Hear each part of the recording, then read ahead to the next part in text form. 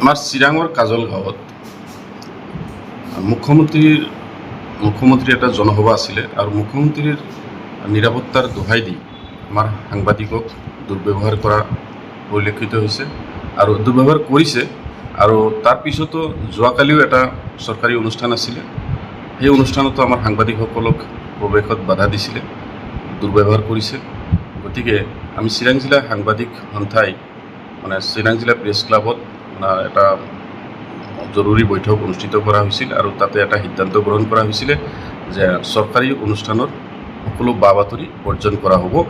আৰু তাৰ পৰিপ্ৰেক্ষিতত এই কথাটো আমি DC মহোদয়ক আমি অৱগত কৰিছিলোঁ লিখিতভাৱে, আৰু DC মহোদয়ে সেই লিখিত পত্ৰখন পাই আজি ৰাতিপুৱা 9:30 বজাত DCৰ কনফাৰেন্স হলত সাংবাদিকসকলৰ সৈতে SP ডাঙৰীয়াৰ উপস্থিতিত এটা যৌথ বৈঠক হ'ল।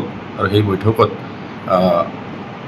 বৈঠকত আমাৰ SP মহোদয় আৰু DC মহোদয়ে তেওঁলোকে আমাৰ সাংবাদিকৰ এনে দুৰ্ব্যৱহাৰ কৰা আৰক্ষী তেওঁলোকৰ ওপৰত কঠোৰ ব্যৱস্থা গ্ৰহণ কৰিব বুলি আশ্বাস দিছে আৰু আমাৰ ভৱিষ্যতে যাতে সাংবাদিকসকলক কোনেও এনেকুৱা দুৰ্ব্যৱহাৰ নকৰে তাৰ নিশ্চিতি প্ৰদান কৰিছে। তো এইখিনি আমাক আশ্বাস দিয়াৰ পিছত আমিও সাময়িকভাৱে আমাকো DC মহোদয়ে অনুৰোধ জনালে যে ইয়াৰ পিছত আপোনালোকে অনুষ্ঠানত আহক।